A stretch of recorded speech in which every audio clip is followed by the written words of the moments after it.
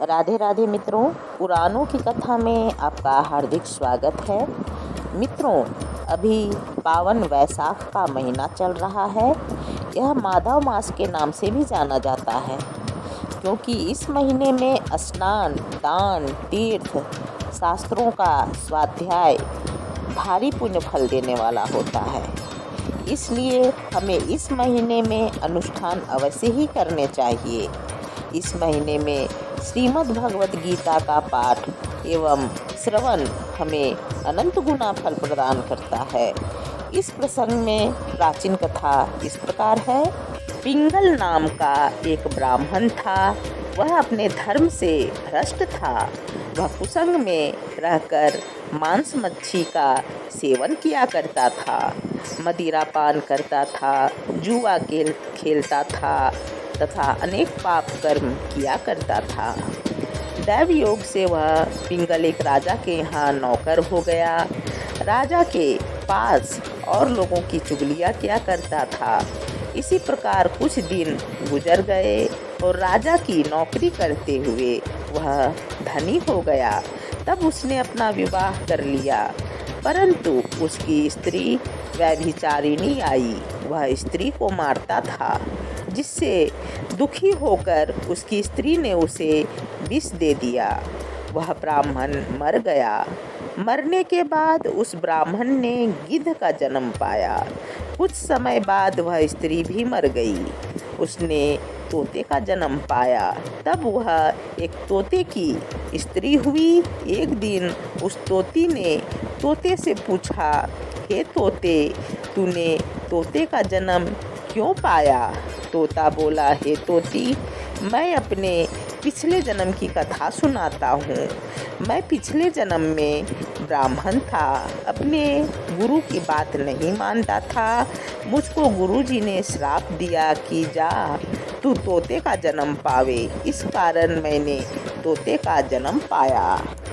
अब तू कह कि तू किस कारण से तोती हुई? उसने कहा, मैं पिछले जन्म में ब्राह्मणी थी। एक दिन मैंने पति को विष दे दिया और वह मर गया। तोते ने कहा, तू बहुत बुरी है, जिसने अपने पति को विष दे दिया। एक दिन वह तोती वन में बैठी थी कि वहाँ गिद्ध आया। उस गिद्ध ने तोती को पहचान लिया और वह गिद्ध तोती को मारने चला। आगे आगे तोती, पीछे पीछे गिद्ध।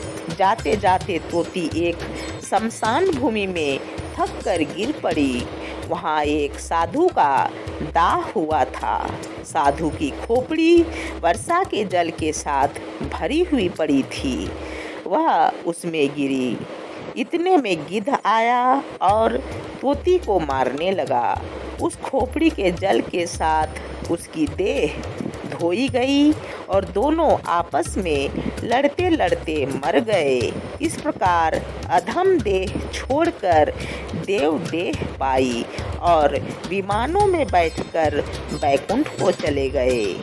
वह खोपड़ी एक साधु की थी, जो नित्य ही गीता के 5वें अध्याय का पाठ किया करता था।